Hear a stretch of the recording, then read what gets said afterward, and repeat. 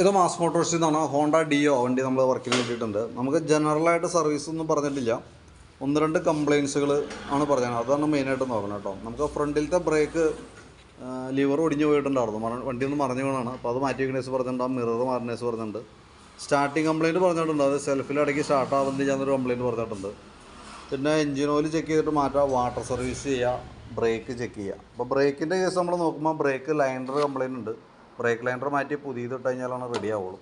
അപ്പോൾ നമ്മൾ back wheel അഴിച്ചത് clear ചെയ്യുന്നുണ്ട്. അതേപോലെ തന്നെ അതിൻ്റെ ബ്രേക്ക് ക്യാമൊക്കെ ഒന്ന് അഴിച്ച് ഗ്രീസ് ചെയ്തിടുന്നു കേട്ടോ. ടൈറ്റ് ആയിട്ടുണ്ട്. ഇപ്പോൾ വീൽ അഴിച്ച സ്ഥിതിക്ക് സ്വാഭാവികമായിട്ട് എൻ്റെ വീലിൻ്റെ ആക്സിൽ ഷാഫ്റ്റിൻ്റെ ബെയറിംഗ് ഒക്കെ നോക്കി, വേറെ കംപ്ലയിൻ്റ് ഒന്നുമില്ല.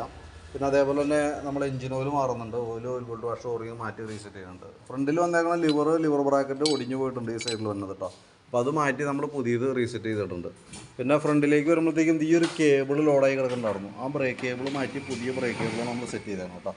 പിന്നെ സെൽഫിൻ്റെ കംപ്ലയിൻറ്റ് ഇടയ്ക്ക് പറഞ്ഞതുകൊണ്ട് തന്നെ ബാറ്ററി നമ്മൾ ചെക്ക് ചെയ്ത് വിട്ടു. 2024 മോഡൽ ആമറോണിൻ്റെ ബാറ്ററിയാണ് വണ്ടിയിൽ ഇരിക്കണേ. വോൾട്ട് നോക്കുമ്പോൾ 12.92 റേഞ്ചിലാണ് വോൾട്ട് കാണിക്കണത്. ലോഡിലേക്ക് കൊടുക്കുന്ന സമയത്ത് 9.9 വന്നുള്ളൂ. അപ്പോൾ നിലവിൽ ബാറ്ററിയുമായി ബന്ധപ്പെട്ടൊരു കംപ്ലയിൻറ്റ് നമുക്ക് തോന്നണില്ല. പക്ഷേ നമ്മളിപ്പോൾ ചെക്ക് ചെയ്യുമ്പോൾ വണ്ടി സ്റ്റാർട്ടിങ്ങിന് വേറെ യാതൊരു കംപ്ലയിൻറ്റ് കാണിക്കുന്നില്ല. അത് എന്തുകൊണ്ടാണെന്നുള്ള കേസ് കൃത്യമായിട്ട് ആ സ്റ്റാർട്ടിങ് കംപ്ലയിൻറ്റ് കാണിക്കണ നേരത്ത് നോക്കിയാലാണ് അറിയാനായിട്ട് പറ്റുള്ളൂ. സെൽഫിൻ്റെ ബാറ്ററി തന്നെ ആവണമെന്നില്ല. മോട്ടറിൻ്റെ കംപ്ലയിൻറ്റ് വരാം, റിലേയുടെ കംപ്ലയിൻറ്റ് വരാം. പ്രത്യക്ഷത്തിൽ ഇപ്പോൾ കംപ്ലയിൻറ്റ് ഇല്ലാത്തതുകൊണ്ട് നമുക്ക് അതിന് വേണ്ടിയിട്ട് എന്താണ് അതിൻ്റെ പ്രോബ്ലം എന്ന് അറിയാതെ കൊണ്ട് നമ്മൾ എന്ത് ചെയ്തിട്ടും കാര്യമില്ല. അപ്പോൾ നമ്മൾ തൽക്കാലം വേറെ ഒന്നും ചെയ്യുന്നില്ല. ഈ വർക്കുകൾ മാത്രമാണ് ചെയ്യണത്. അതിൻ്റെ ഒരു എസ്റ്റിമേറ്റ് നോക്കിയിട്ട് ഡീറ്റെയിൽസ് വാട്സാപ്പിലേക്ക് ഇട്ടേക്കാം. വർക്ക് കംപ്ലീറ്റ് ആയി കഴിയുമ്പോൾ കോൺടാക്ട് ചെയ്തോളൂ കേട്ടോ. ഓക്കെ.